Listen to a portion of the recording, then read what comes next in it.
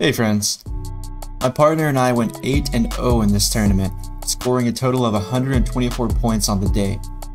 25 of those points, or about 20%, came directly from my serve. This serve is such a lethal weapon and is really becoming an integral part of my game. If you want to learn how to do it, go check out my video from last week. I'll also put a link in the description. Once you watch that, go check out my friends over at Pickleball Journey, who recently posted a video showing some awesome variations on the spin chainsaw serve. Go show them some love and tell them that Shea sent you.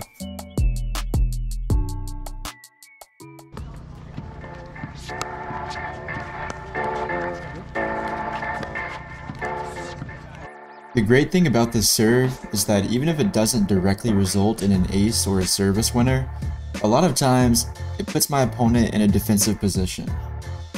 In this example, the opponent hits the return, but the return's short and she's moving backwards when she hits it. So this allows me to go to the net, they're back, I'm up, and I'm immediately in an offensive position, able to take advantage of a bad return.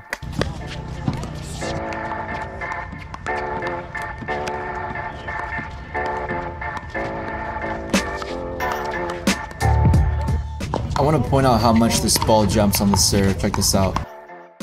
I'll put it in slow-mo. That's ridiculous. That hops so far to the right. Still got a good return on it though, but at this moment I was able to look over and see that Trenton was hitting the ball with a nice trajectory right there. So I saw it was going to be low to the net at a decent third shot, so I'm able to approach the net. Get up there, get split step with my feet beside each other, and my paddles shifted towards my backhand side. I thought that I was more likely to be attacked on this shoulder right here, but she attacked me cross court to my other shoulder, my right shoulder, and I was able to get my paddle around it and attack her partner here. Now notice this paddle's down by his side, he's not really ready, so a ball to his left shoulder would have been probably an instant win. But even with this ball, it was to his hip, and it just kind of caught him in transition with this paddle, and we were able to win the point. And by the way, look at this reaction time from Bill here.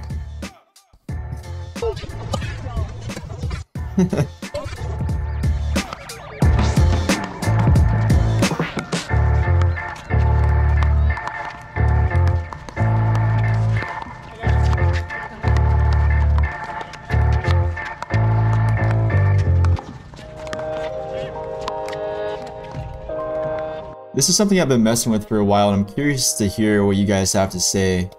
But it's earning off of a 3rd, 5th, 7th shot drop, and we'll see that right here. So I think this might be the 7th shot, and it's loopy right over the net. You see I take off immediately. Now on most of these forehand Ernes for a right-handed player, you're going to hop off your left foot, keep your paddle in the middle, right foot goes to the outside of the court. And I hit this ball, but I really don't do a lot with it. And not only do I not do a lot with it, but I'm now off the court, so I'm putting my partner in a 1v2 situation. I do a good job of getting back on there fast, and I was there for this ball, but Trent elects to hop over and take it, and he actually has a foot fault here that thankfully wasn't called. Play continues, and we just keep them back, pretty methodical here, until finally they pop it up, and Trent has a nice put away. Yeah, let me know what you think about that 3rd, 5th, 7th shot Erne. Is it worth it, or should I just pop that ball back and stay on the court? I don't know.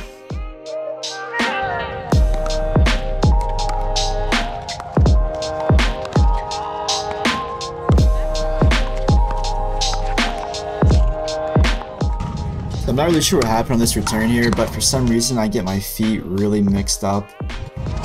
You see, I come into the court and then have to back out. A little awkward, but I still hit a nice drop. I take it, I volley it back into the kitchen, step up, and then right here I see that he's looking straight down, not ready for this poach. He pops it up, and either one of us would put this away, but I was able to hop over and take a forehand.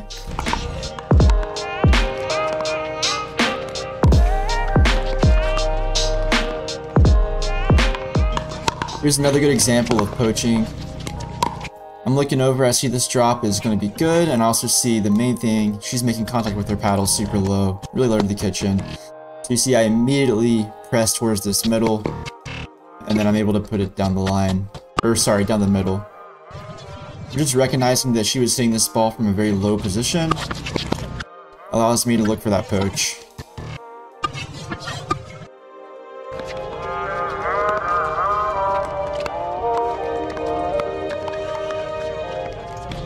My friend David Callahan calls this the second hardest skill in pickleball, and that is letting outballs go. But in this moment, notice that her paddle is super low to the ground, like it's below her knee. She's in transition, fairly close to the net, and there's a lot of pace on this ball. Now, it's going to go up to Trenton's shoulder head, and there's a nice saying, head high, shoulder high, let it fly. So, a ball taken low to the ground with a lot of pace on it that ends up around your shoulder, it's going to be out of bounds 9 times out of 10. Maybe 90 times out of 100, I don't know, but it's going to be out of bounds a lot. I just realized that 9 times out of 10 is the same as 90 times out of 100. I'm sure some of y'all picked up on that.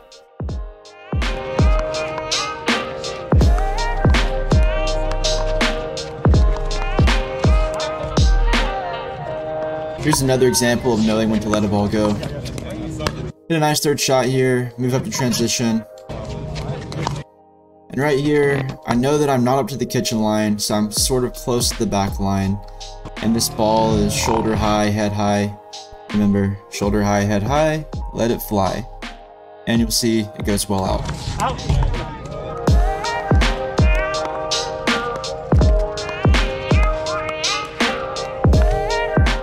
I hit a pretty average serve here. But this is the real reason why when the ball is over on this side of the court and I'm in the middle, I keep the paddle more towards my left hand side or my backhand side. Because if I ever do get attacked from this position, I'm able to sit on it and have a really easy put away. Versus if the paddle was on my right hand side or kind of centralized, it would have been more awkward to get that paddle around the ball to put it away.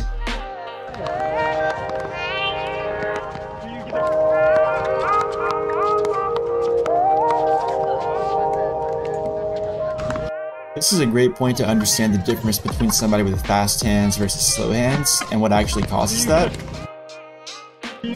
So Trenton gets this ball off of the third shot and Susan rears back to slam this. Now notice her follow through takes her so far off to the side of her body.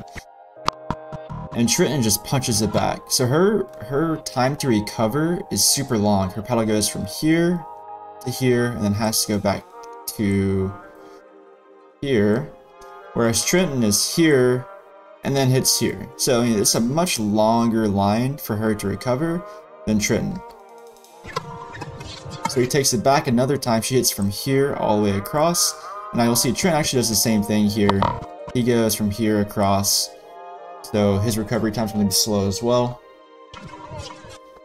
Neil does a good job here. It's just this motion right here. Super small, super compact, more like a punch volley.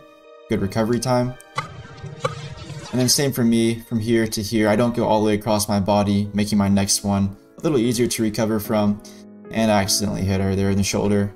But we get the point, so sorry Susan, I'll take it though.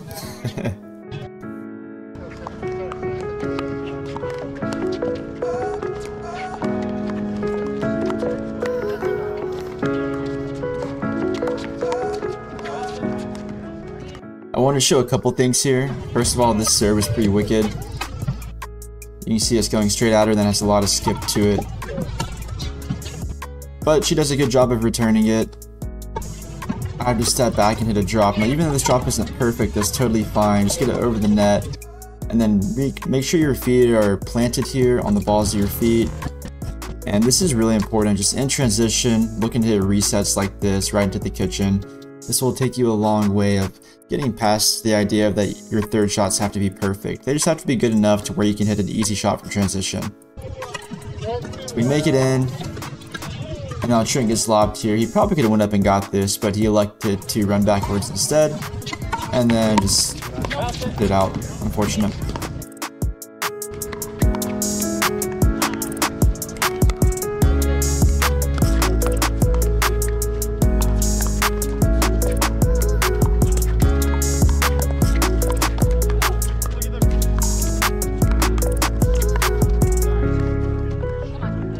I like to go for a drag right here, and she pops it back, making our fifth shot a little easier. I get lobbed here. Now notice how I actually turn my hips, run around this ball. And I think this is the best thing you can do is just drop this back into the kitchen versus trying to do a drive or another lob back to them. And because I dropped it, it was a nice drop. You can see Trenton here sees that it was a good drop. You also see she's making contact fairly low. So he runs across the poach. It's a nice poach. I think maybe another foot fault from him there. Pretty close. Regardless, he runs off the court, gets back to this one. And then he's able to reach in and put it away.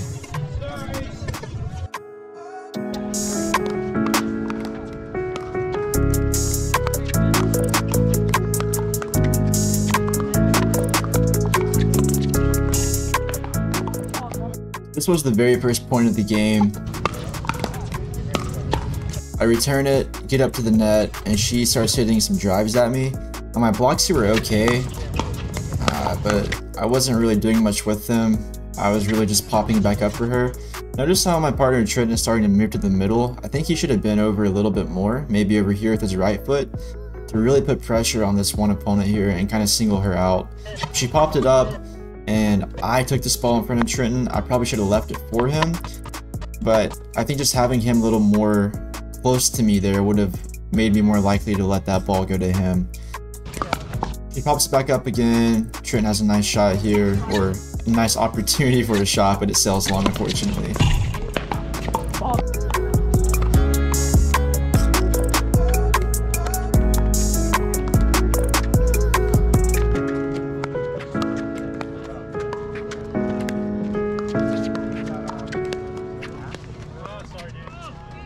So we ended up losing this point, and totally my fault.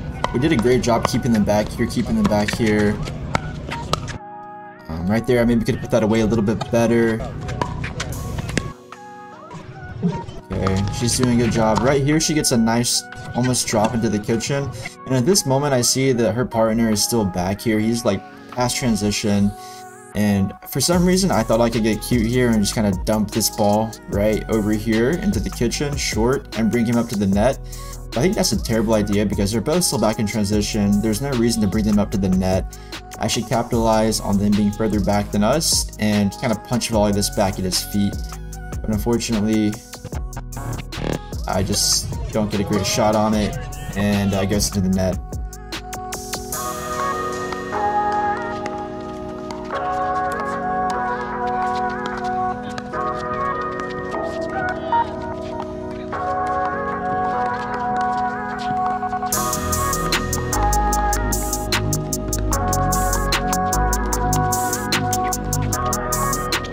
This is a really good point to analyze. There's a lot that went on here, a couple mistakes by me and some good play by my opponents that led to us losing this point. But it starts off with a good serve for me. The ball moves a lot here. He gets a really good return on it though, and I'm looking at my partner here, seeing that this is a nice third shot. I see that the ball's going to drop low in the kitchen and that she's going to be hitting up on the ball, so I'm looking to get kind of poachy here, take over the middle. She hits it. I volley it out of the air, trying to get up to the kitchen. I'm looking to take that one too, but I see Trenton beside me now, so I know he's back involved. So I let him have this. And we're just playing. I'm starting to pinch over a little bit, trying to support. Okay, but right here is where I make my first mistake. So this ball is going to bounce up pretty high, and I notice that they're very split here. They're both off the kitchen line, so I have a couple of options here. I could look to hit a really aggressive, like rolling dink to their feet, or I could even just flick this ball up the middle and try to split them. But instead, I just hit a kind of dead, passive dink to the middle here, which let Susan set up a really nice lob over Trenton. Trenton does a good job of defending it though. He hops up and takes it out of the air. Now, at this point, I know that he's back. I'm thinking she's going to attack him again, so I reach over to the middle to try to cover that for him. But she takes it down the line, and I just can't get there. And this is super late in the day, and actually, at that moment, I started to cramp in my calves pretty bad.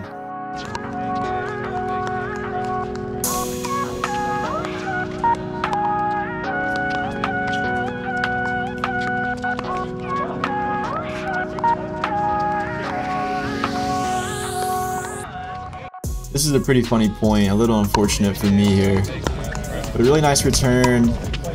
And then I see this ball going by. Trent hits a nice third shot here. When I see this guy's paddle going super low, I immediately take off looking to poach this because I know I'm in front of Trent. And I actually get over there. This ball pops up a little bit, but it was a pretty nice dink actually. So I'm able to slow down and just hit a nice dink back to him. Now at this point I pull off the court, I hop back in fast. And right here I just get a little ahead of myself. The ball pops up and I just try to smack it out of the air super fast with no form technique at all. And yeah, right into the net it goes.